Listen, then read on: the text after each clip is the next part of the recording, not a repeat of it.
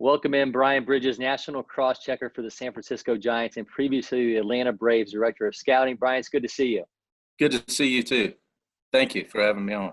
Absolutely. Now, your former team, the Braves, taking on the Dodgers in the NLCS, and so many key pieces that were required during your tenure. Has to be a little bittersweet, but as a talent evaluator, I mean, you also have to take some pride in getting it right with so many of the guys who are being a key role in this Atlanta run. Yeah, it was a lot of hard work by a lot of guys on the staff and everybody from the top down, including Roy Clark, Sean Rooney, and all the other cross checkers, Terry Tripp, and all the area scouts. Greg Morehart, who signed another famous player, had a big part in Ian Anderson.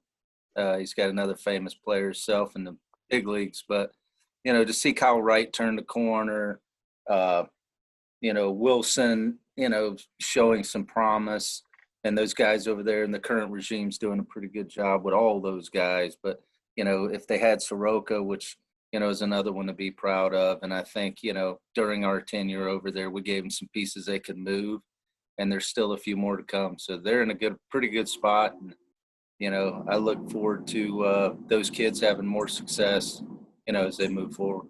Yeah, you mentioned some of the names there. Obviously, you oversaw 4 drafts in Atlanta. You brought in Soroka, Austin Riley, and A.J. Minter in 2015, Ian Anderson in 16, Kyle Wright in 17. Soroka obviously out for the season now after that Achilles injury. But Minter's been one of the best left-handed relievers in baseball this year. Ian Anderson has really emerged as one of the top stories of this postseason with these back-to-back scoreless starts open a Braves postseason career. I mean, the first since Steve Avery in 91. Kyle Wright's had a scoreless postseason debut, obviously pitching really well. Those starting pitchers have really been, I think, one of the biggest stories for the Braves this postseason. Are you surprised at all with how well the two of them have pitched so far? I am not. Again, Kyle comes in. I sent Tim Corbin a very, nice text message for him. And you look at all the guys from that program that have surfaced in major leagues in postseason. And I said, in the text, I said, Tim, you should be a proud papa because, not only are you, developing kids for, the future, as far as their livelihoods, but you guys are also developing championship baseball players, and that's a credit to you and your staff. But, pitchers in the big leagues come at different times, right? So they're going to have their trials and tribulations, whatever it may be, to learn how to pitch in the major leagues. But, and some of them come up and do like Ian, then he'll hit his bumps in the road, and hopefully, knock on wood, it's not this week, but, for the Braves. But I'm very pleased. It all comes back to that unmeasurable tool, which is makeup. And a long time ago, I had the great Phil Necro and his brother Joe tell me, you can have the best makeup in the world. It changes when you go through the golden arches of a major league clubhouse. He said, I've seen a lot of them have the ability, and they come and go. And I've seen a lot of them come up and struggle and figure it out and go on to have successful careers. And those two guys together had over 40 years in the big leagues together. But, there is a certain amount of patience when you make a commitment to a young player, and to see where those guys have gone from their days in player development with the player development staff that was, assembled, during my tenure in the Braves, and where they are now and how Alex and his group have picked up, and helped these kids out along the way. And you can't forget Kyle Muller. I've always checked in on him and asked questions. I guess, he's been anywhere from 95 to 100, so there's probably a chance he gets his little breakthrough next year, depending upon, everything goes right for him. Yeah, you mentioned Tim Corbin, the Vanderbilt coach. Obviously, he had Kyle Wright, but he had Ian Anderson was committed there as well. And Anderson's been very clear that he's rarely used that changeup in high school. I mean, he really didn't even have to. It's become one of his biggest weapons. Did you see that pitch when you were scouting him back when he was in high school getting to this level? Well, the funny thing was the first time I really, really, really fell in love with him was the summer before during the Worldwood Bat when they were playing at LakePoint, and then there were games all over the place. There were, he pitched at Campbell High School, actually. So I ran down there, and he threw really well. he was a big-time fastball, breaking ball guy with feel for a changeup. Now, to the common person or someone who doesn't understand scouting, he will show you feel for it. He definitely had the fastball and the curveball, but he would show you that, this this pitch has a chance to be plus, as well. But that was the first time we'd saw Ian. We had followed him all the rest of the summer. I rode him all the way to the Aflac All-American game, and we had a lot of conversation leading up to the draft. Went up and met with him and his family, with Greg Morehart and Roy Clark, actually, and had a very nice conversation. He's got a twin brother. He also had the guy that played center field on that team was drafted by not the Bulls, but the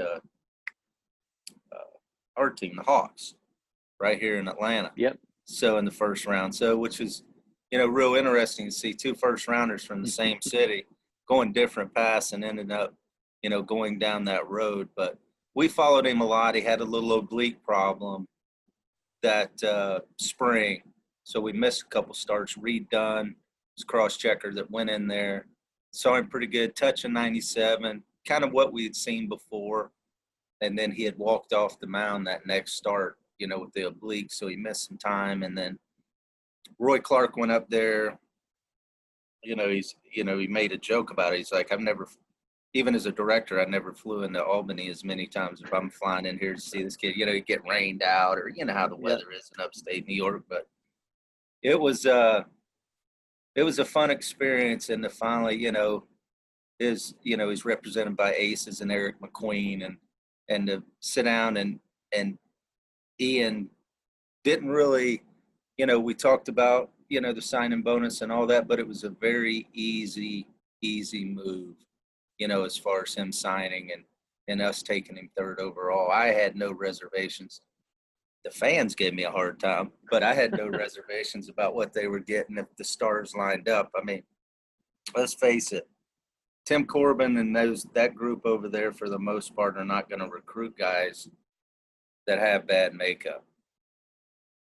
So if you do your work, which Greg had done his work all year, and then to go in there and see him at the end, then sign him, and Dave Wallace, and Dave Wallace is, instrumental part of, so is Dom Cheedy and Ian's development. But I can't think of one time when Ian was young that he didn't throw a bullpen in spring training, or whether it be instructional league, and Dave Wallace wasn't right there with him, so that's over 40 plus years apiece between Dave Wallace and Dom Cheedy, with all those young pitchers at that time in their career. But to see the change up where it is now, like every scout, some of them say, hey, I nailed it, and they could be joking, but I can tell you, I mean, I was probably 2 grades light on that pitch for sure. Well, I mean, you mentioned the oblique injury that he had, but obviously, playing in a cold weather state there, he had pneumonia that year as well. Yep. Some had him projected as a mid-first round pick. I'm interested in the scouting process with starting pitchers and how you gauge and weigh the competition level. Certainly, Ian Anderson and Kyle Wright were in very different stages of their career when you took them. Anderson, obviously, in high school. Wright was at Vanderbilt. When it comes to evaluating pitchers, and I think this is both in terms of Anderson and Wright, but kind of just overall your philosophy and how you look at a guy currently, is the cross-checker for the Giants as a prospect. What is the pecking order of what matters in a prospect, especially a pitcher for you? We can start in one spot, and I think I beat this up every time someone has asked me that question in the field, I always say this: they don't say now throwing for the San Francisco Giants. They say now pitching for the San Francisco Giants. So I kind of start from the plate and work my way back. Can this guy, and we're fooling ourselves if we think, I mean, every once in a while you come across a Josh Beckett or, some of those guys, those elite guys that have command in high school. Most of it's control over command in high school. They don't learn to command the ball until they get out, learn to, get burned a few times, because in high school, if they can pitch and they can control their pitches, as they refine it, they learn to put that ball where they want to as they mature. But I think the most important thing for me, I wasn't a big radar gun guy. I mean, it was all about pitching for me and and their delivery and how their arm worked and basically how they went about their business. I mean, I always think, right-handers have to have a weapon. You can't sign a right-hander just because he throws 100 and he's got a well below average breaking ball, and you're going to put him down there in rookie ball and he's got to try to live off of a fastball. And as well as I do, there's a lot of kids down there that can hit a fastball. That's why most of them got signed. And when you mix in the Latin players, they don't miss many fastballs. So they have to have something to, when the fastball is not as good as it's supposed to be, they need to have that now out weapon to, give themselves a chance to get to the big leagues. And, I look at life to the fastball. I know, a lot of metrics and analytics and it's four seam up in the zone with Wright, and everybody wants to pitch up in the zone. But I always look for guys that got off the barrel life. I mean, I try to. If I can see a guy that can really sink the ball, but he has control, it intrigues me. It really does. I mean, because if he can make his pitches and he can pitch to both sides of the plate and he can get that comeback life and then he can bore that ball in on right-handers, it's tough to barrel those guys up. And I just think longevity, that fastball becomes more of a weapon for them, even if they do have good secondary complementary pitches. How key then is getting on the national radar and taking advantage of it? I mean, you think about events like the area code games, Wilson Premier Classic. We're at LakePoint this summer, but along with the Prep Baseball Report events, but do those become that much more important? We think about high school seasons this year were cut short. We don't know what the next year is going to be like.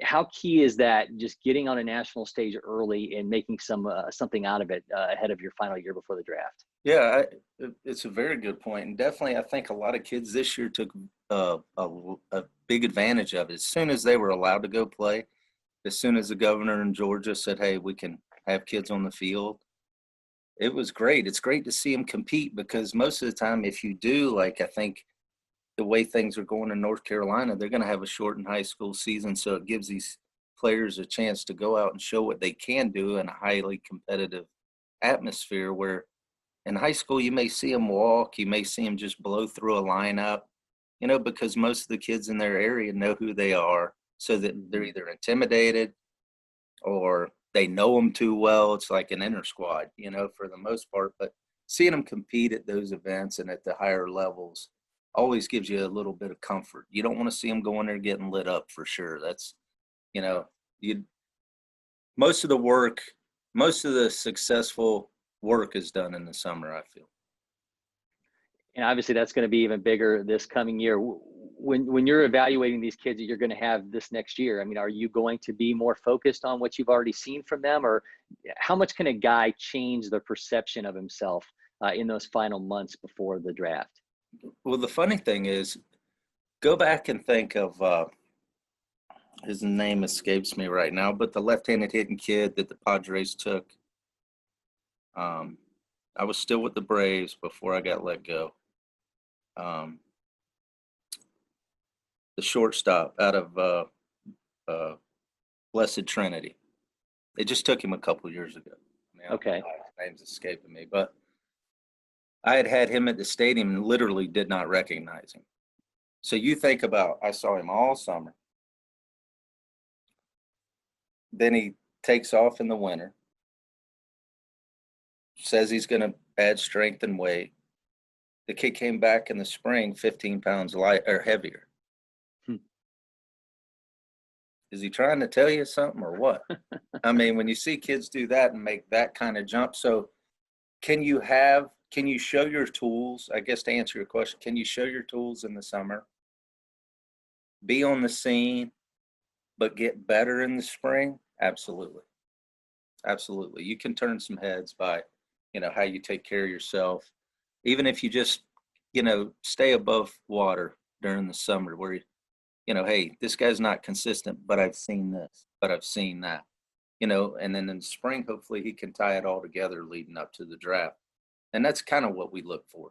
it's a little bit of checking boxes, in my opinion. I know I work for Michael Holmes now, and he's very adamant about, we have Zoom calls every Monday, and we're trying to prepare for the worst.